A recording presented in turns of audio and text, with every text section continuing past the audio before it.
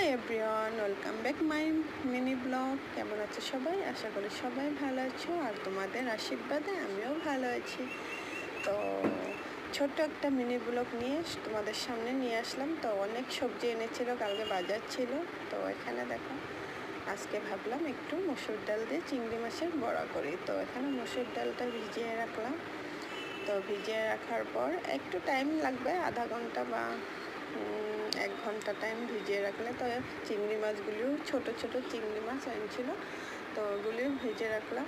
তো একটু দেখো, এখানে এগুলি বেটে সুন্দর করে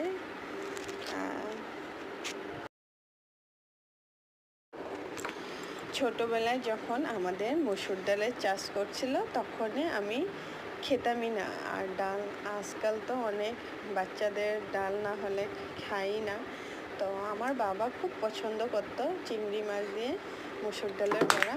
তো অসাধারণ লাগে। তো আমি একটু কমই খেতাম, সময় পেতাম না, এদিক ওদিক বেরোয় যেতাম, পড়াশোনা থাকতো, তার জন্য খেতাম না এত।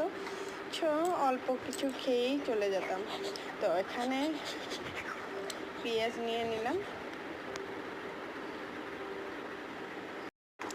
দুটো পেঁয়াজ নিয়ে নিলাম, আর কাঁচা লঙ্কা নিয়ে নিলাম।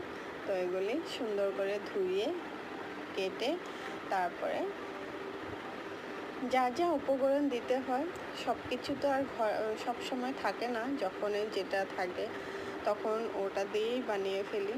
তো ছোটোবেলার থেকেই একটু একটু আমার ঠাকুমা অনেক সুন্দর করে রান্নাবান্না করতো, তো দেখে দেখে একটু শিখেছি।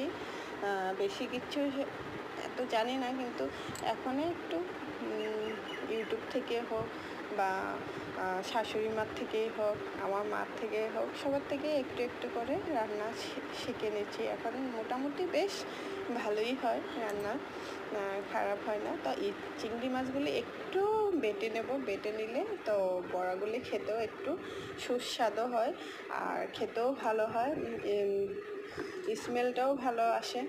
তো গোটা গোটা থাকলে কি হয়, তো সবাই তো আর পছন্দ করে না। তো একটু বেটে নিলে তখন মানে সবার ভালো লাগবে খেতে, ওটার স্বাদ আলাদা হয়। তো ওখানে তেল দিয়ে দিলাম। তো এখানে ভালো করে মেখে তারপরে বড়াগুলি একটার পর একটা দিয়ে দিলাম। সবগুলি ভাজলাম না, যেহেতু এখন হাজব্যান্ড বাড়িতে নাই। তো রাতে যখন আসবে তখন খেয়ে নেবে, তখন আবার নতুন করে ভেজে দেবে। তো সবাই ভালো থেকো, সুস্থ থাকো, আর অবশ্যই আমার পাশে থেকো। ধন্যবাদ।